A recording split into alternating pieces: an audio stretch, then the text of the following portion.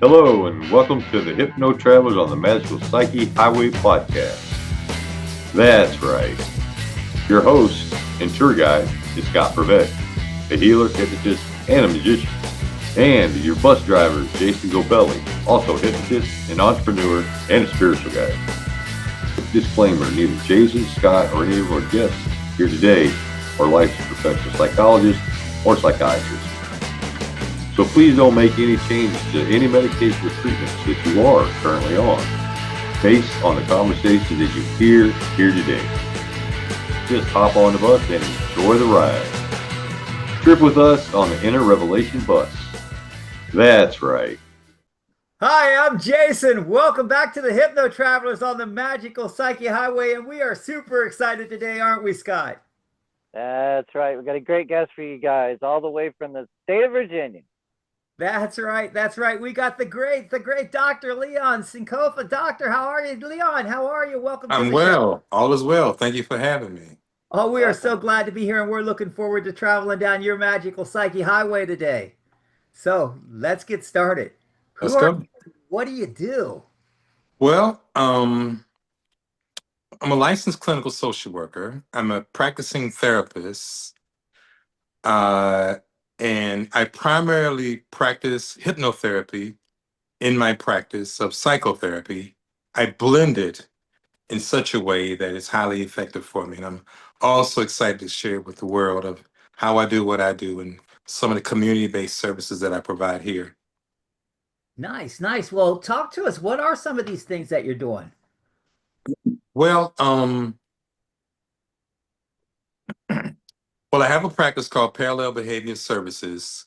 I just became the COO of a company that sort of lost their wings, and now I'm helping them to reemerge. I'm basically the consulting COO, and we've done some really great strides with their corporation by adding services, adding new lines of, even adding some products to build and bolster their way back to being the service provider that they once were. Nice. So what is parallel behavior? It's a name that I gave to my outpatient therapy where I provide, therapy for people who have fears, phobias, suffering from grief, anxiety. My specialty is working with people who are experiencing complex sexual trauma. But I really enjoy working with people who are dealing with relationship grief. And so I have a cadre of service providers who are also licensed or emerging towards getting their license to work along beside me. Well, Leon, it sounds to me like you got a lot going on here. Let me ask you a question. When was it that you had that first thing, that aha moment when I'm really going to be able to help people? How did that come about? I was raised in a family business, and when I first entered college, I was going to the School of Business, and within my first year, through my ignorance, um, most of what they taught me was teaching me things that my father, who didn't finish high school, had taught me running our family business. And it just didn't seem financially feasible to pay for something that I had already gotten for free. And so I was bored, and in my mind, I was thinking, I'm just going to get this degree and go back and do what my daddy has already taught me to do, work in the family convenience store. And I didn't want that. So I finally decided I was going to go back to school, but I needed something different. I needed something that where I can maintain what I learned in business as a young kid, and also something new that I can blend the two. And I found psychology, the psychology of the mind. I found it the most one of the most exciting things that I could experience. It was almost euphoric to know that the mind does this, the mind can do that. The mind is kind of, had all these things kind of occur. So it was really the understanding that the odyssey of the mind was deeper than the ocean. And for me, it was broader than the galaxy. And I was like, yo, I'm doing this. And so I changed my degree, and I actually found out there was something called There was a type of social work or psychology that worked with the industry. That way I could keep my business edge. But I ended up moving further away from that and settled in and got my license in social work and therapy and this was what got me here. Nice, nice. So, what was it that before you were even a therapist, before you even went in that direction, were you one of those guys growing up that just kind of liked to help people in these ways, or did people come and talk to you? They tend to say that about middle children, the middle child, which I wasn't. I am a middle child. Um, I think I was always inquisitive about how the mind thought. I think I always had this curiosity about behaviors and why we do things. And if you hear me talk to my high school friends, it was kind of like I was always kind of insightful. I had a psychic edge, more or less to why I did things, and there was a behavior based reason and rationale for the moves that I made, even as a young child. All right, all right. So you decided to go with this whole psychology thing. Well, psychology seems to be a little bit different than hypnosis. Where's the blend here? How did it flip from one to the other? I think what culture has done in America has caused it to switch and blend because hypnosis, as we know, was the original form of therapy. And as we know, Sigmund Freud was a came out of medical school and saw this stuff the way I saw it. It was like, man, I'm not. They was doing lobotomy then, I think, when he was coming up, and so he didn't want anything to do with it. He wanted to study the mind just as I did, and so he did, and he brought his methodology to the United States. And remember, he was trying to study the mind, so he wanted to keep his clients for long periods of time. When over in Europe, they was healing in moments, days, and hours.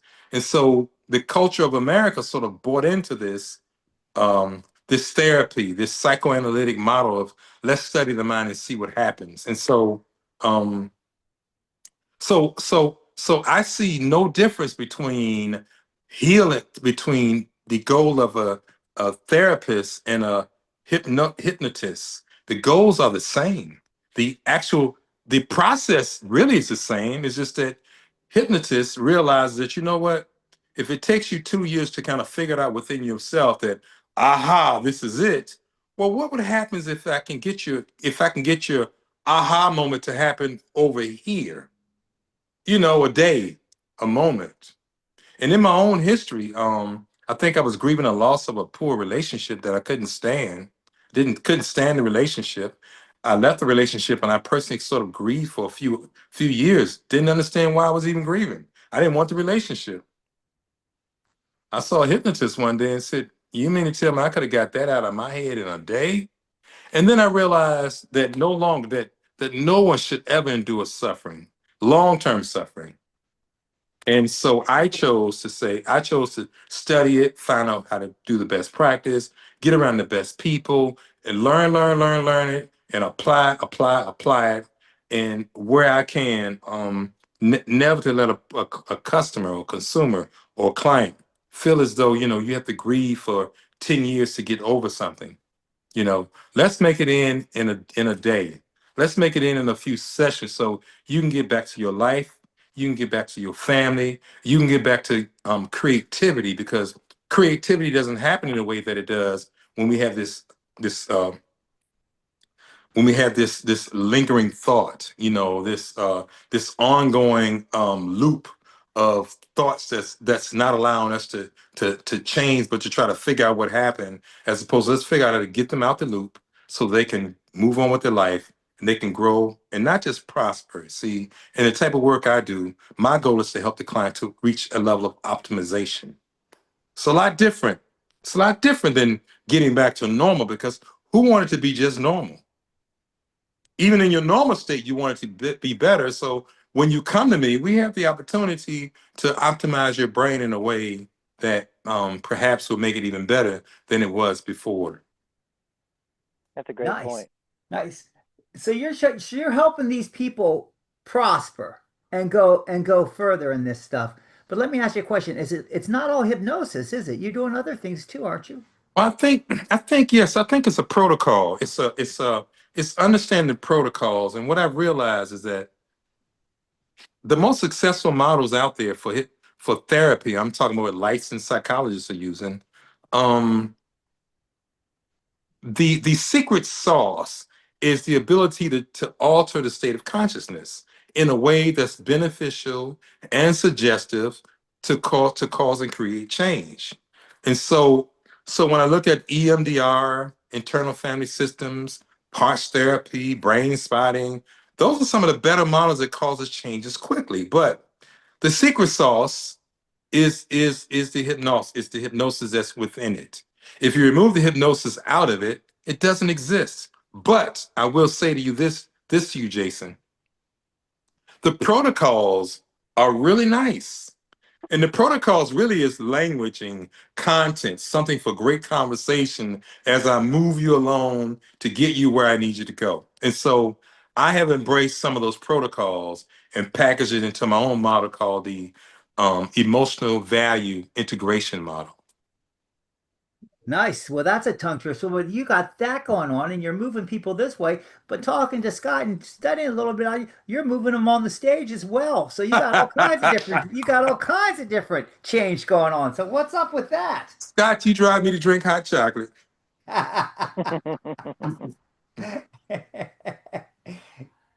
Yeah, so I met a guy he knows by the name of Rich Guzzi back in 2016. And Rich Guzzi said, "Hey man, why don't you do it on the stage?" And I said, "I'm not a clown, man. I'm not going to have my clients to think that I'm going to play some tricks on them and their children."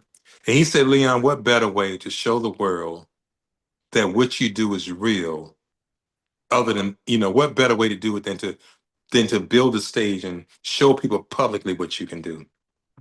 And I sat back, I thought about it, and I said, "Hey man, you're right." And so, because in my business, I go and do presentations all the time. Here's my organizations. This is what we offer. How much more fascinating would it be if I could say, yeah, and by the way, we also do hypnosis. And instead of me saying, well, I got to get you into my office, I need to sit you in a chair. I gotta make it work. It's a process. As opposed to, no, I'll show you right here, right now. And So, make it happen for them. And then I ended up progressing from that to traveling for 2 years with this guy and started doing my own shows. yeah. So now you're doing shows. You're Yes. doing therapeutically. Yeah. You're mixing psychology and all this thing. And it sounds Yes. to me like you might be practicing a little conversational hypnosis on your business partners. It's this whole idea of understanding the odyssey of the mind and what makes the mind work will lead you naturally to NLP and understanding that, it is the languaging and who languages it best. And the different people out there sometimes will say things in a way and go, wow, I know that would resonate with the mind better than the way I would have said it. Scott said something to me today, and I was like, ooh, I love the way you said that. Thank you. I took a note. Now, here's the interesting part. I have this doctorate, master's, and bachelor's degree. I have all the scholarship that probably someone who could use to acclaim for academically. But some of the greatest things I've learned, even from people who are non-hypnotists, non-whatever, some of the best techniques I learned were from everyday people. Some of the best psychological models I learned, when I was working in my father's grocery store, were from everyday people. And I remember saying, "You're so smart. Why didn't you go to college?" And they said, "You go there, you get the education so you can tell them." So some of what I do, even if I'm speaking in a lecture somewhere I'm always including something I learned right from the street corner, right from a guy who I know most people wouldn't listen to. And I used to say at some point, I would say, um, the person I heard that from that you thought it was such a good thought. I said he wouldn't have been accepted into these doors. And if he was here, you wouldn't listen to him. But I said it and it sounded good and I'm thankful for it. Yeah, so it sounds like you're learning from all over. And since you're learning from all over, who are those mentors, those people in your life that's really stood up and made changes? Oh man, there's so many, in life. The most radical change I had was when I first left school I thought I was going to get behind because all my friends were reading and progressing, and I didn't want them to be smarter than me. So I was at home reading books.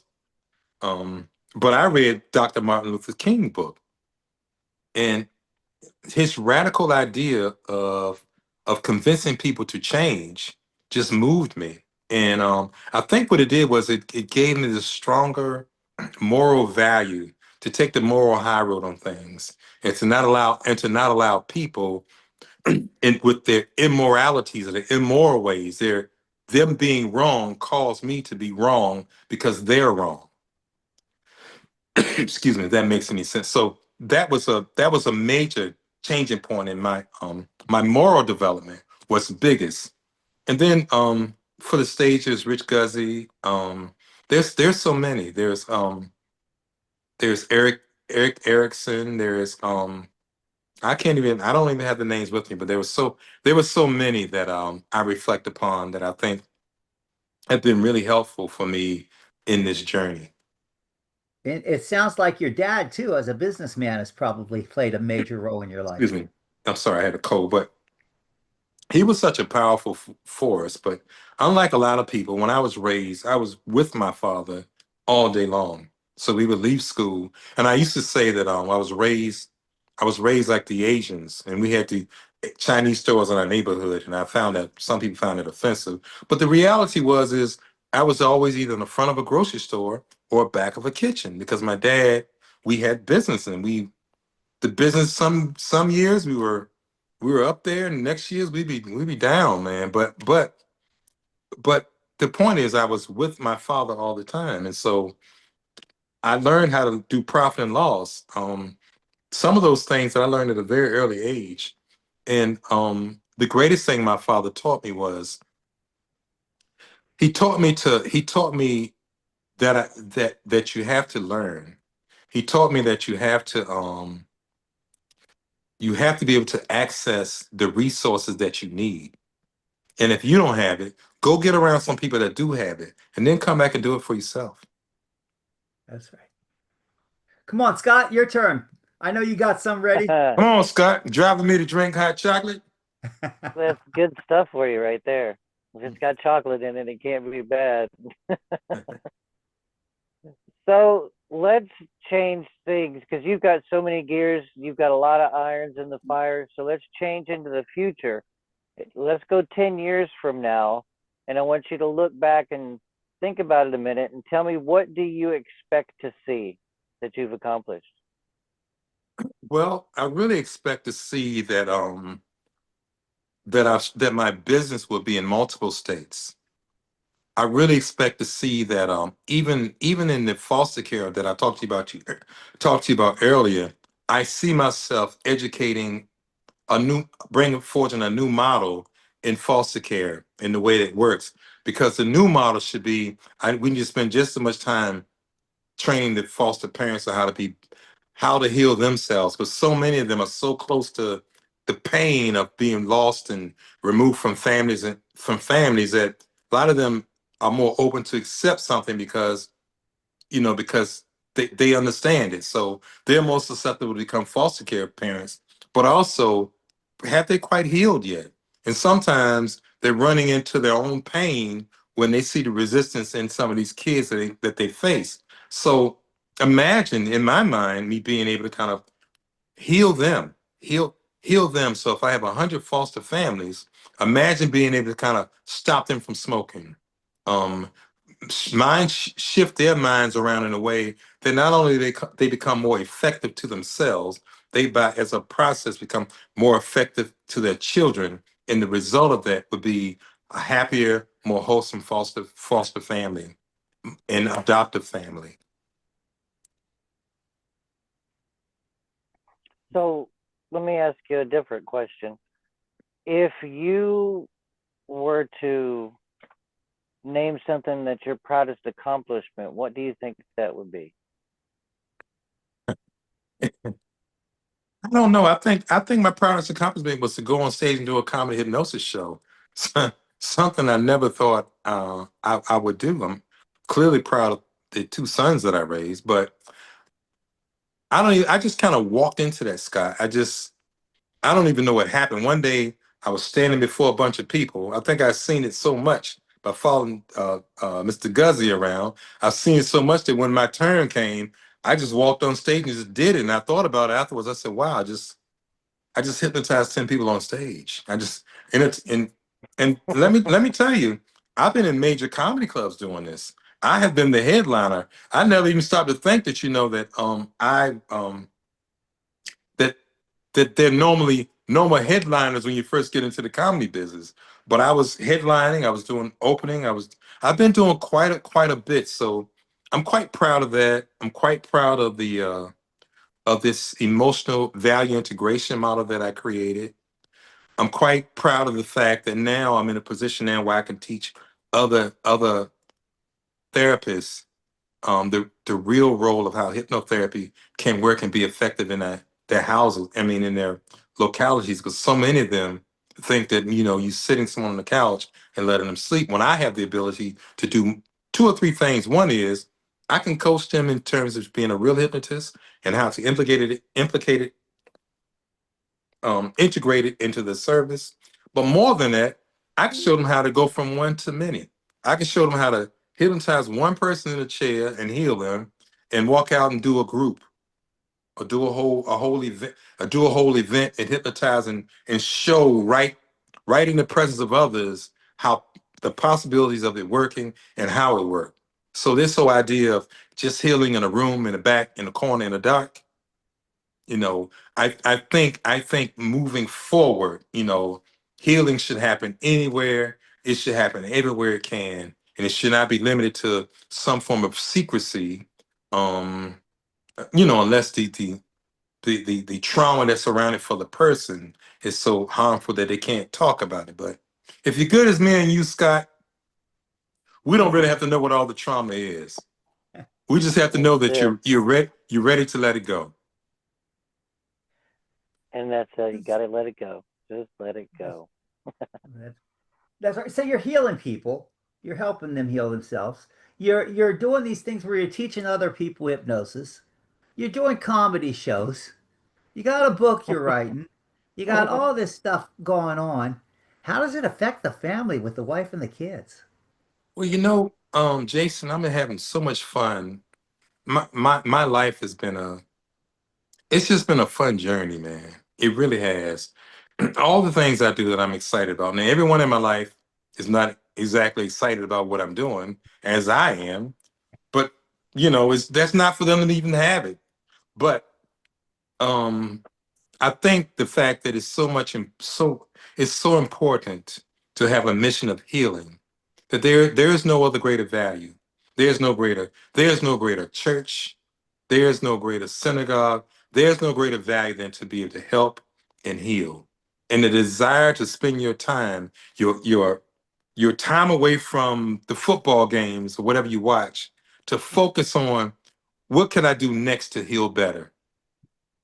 There's nothing greater, so there's nothing no one can tell me about, my mission in life and how I enjoy life. And it's fun for me. It's absolutely, when a client comes to see me, before I had this process, this hypnosis process, for example, the client come to see me, I hope they want to change. I hope they're open to what I have to offer. That's a hope. When clients come see me now and they tell me their problems, I am so happy that they came. It's like, because I know we're gonna get something done today. And so that's a whole different experience. And that's what I'm trying to share with my other colleagues, is that it's a whole different experiences that you're hoping you can change something. And my position is, wow, I'm so glad that you're here, because we are going to change something. That's right. That's right. Yeah, so that's pretty exciting. So you come into it confident knowing that you're going to create change. Let me Yes. ask you, it seems like you've had a pretty good, decent life. You got the family, you got the kids, you got the wife, you had your dad with you growing up and all this. How can you relate to other people's real pain when you've had it so good? That's a great question. I remember years ago when I first started working in the area of substance abuse. And I remember the addicts used to say, um, how could you work in this level of work when you have never been an addict before? And I would suggest that you wouldn't want me to be an addict. You know, I would suggest that learning how to heal you are learning protocols. If I have experience into how to get you to change, well, that's an added ingredient to help you. But to get you from where you are to where you need to be, it is a learned protocol. It absolutely is learned. And so um, I've learned it, and here it is. Nice. Scott, you got another question here? I think I'm good. Okay, well, I do. I got one for you. Thank So you what are very your much. plans? What are your plans, Leon? What are your plans for the future? Where are you going to take all this?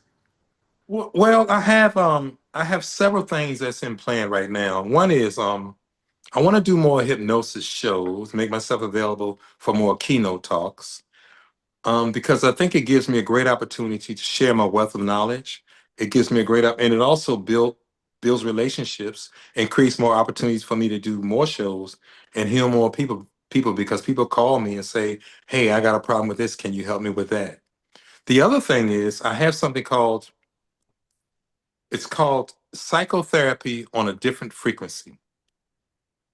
And that's what it's called. And what we're doing is I'm going around the country, like someone would be doing shows, but I'm doing pop-up conferences where we're having these 4 or 5 hour conferences after work where I'm having I guess the most popular forms of effective psychotherapy, like EMDR, internal family systems, brain spotting, EFS, emotional.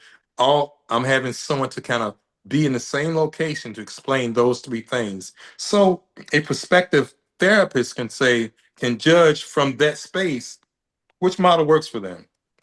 And then on top of that, we're doing a panel discussion to discuss the impact of IA and its impact that it's going to have on this industry.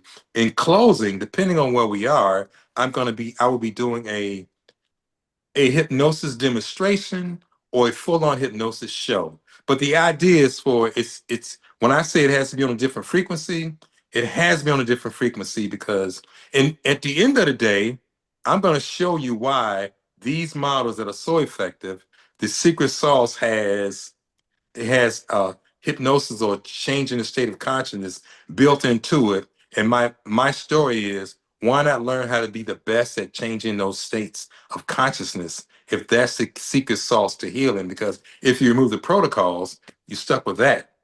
So learn to do that best because if you do the protocols and you by chance get them to go into hypnosis because of the protocols, yeah, you might have a chance of being effective. But what about being able to look at your client and know where he's at and know how to get him to a place where you can help him the best way you can? So that's psychotherapy on a different frequency. And I have 8 locations set up right now. Don't have dates for them, but there's a Northern Virginia, DC area. There's a Virginia Beach area.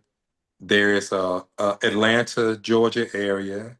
There is North Carolina, and there's Texas. And I want to add some on, and dotted in between that, I have also have 5 trainings set up that's sort of spaced out through the year. What I will be offering this dynamic, and my hypnosis training is primarily designed for licensed therapists and people who are working towards in the profession, and what is called? It's called hypnotherapy for complex trauma. Nice. You Man, it got it. sounds like you're all over the place. It does sound like I'm all over the place, but I mean it's no different than your 3 books. That's right. So you're here, and here. My question is how do our viewers get a hold of you? Well, they can go to my Instagram. I think that might be the easiest on the Leon Sankofa or my Facebook, or you can just call me directly at 757-802-3350. And that is my direct business line. So that's 757-802-3350. Nice. Nice. Scott, you have anything else you want to throw here? Dr. Leon, thank you so much for taking time out of your schedule and spending it with us. We really appreciate it. Hey, thank you for having me. It's been a great value. It was awesome talking to you earlier today, and I hope I hope I was satisfactory, at least satisfactory in your discussion. Oh, more than Absolutely. satisfactory. We certainly dug on driving down your magical psyche highway. It's been a pleasure. And we're so glad that you came on the show, and we're glad to be able to have you, and we certainly enjoy it. Do you have anything else you want to add? Life can be changed with a simple conversation. Oh, it can be. That's exactly right. And now, right before we leave, I have one big question for you. The What is big that? question. What are your words of wisdom that you want to leave our viewers with? I wish you would have sent that question to me. It's from the great words of Dr. Psychiatrist M. Scott Peck, who said in his book, The Road Less Traveled, by the way, he said that life is difficult. It's the first sentence in the book that made me want to read the whole book, by the way. And he said that when you realize that life is difficult, that when things happen in your day and in your life, you don't struggle about why is it happening to you or why is it only happening to you. When you realize life is difficult, you already know that life is difficult. So your process is, what can I do to solve this? Not why me. And so the words of N. Scott Peck, life is difficult. Nice, nice. Thank you for that. Nice. And once again, it has been a pleasure traveling down your magical psyche highway. We're so glad to have you on the show, and we certainly appreciate you coming by. And for our viewers out there, we're glad you're here too. We hope you've enjoyed the show. If you like us, give us a thumbs up. Please subscribe. Come back next week. If you think we're assholes, we don't care. Just give us a thumbs down, but tell your friends to check us out anyway. And we hope to see you next week. Thanks for coming. Wow, what a trip. Thanks for taking that journey with us today. Please like us, share us, and enlighten us with your views of the topics we drove into today. We appreciate you and love reading your comments. Thanks again, and we hope to see you back on the bus next week. That's right.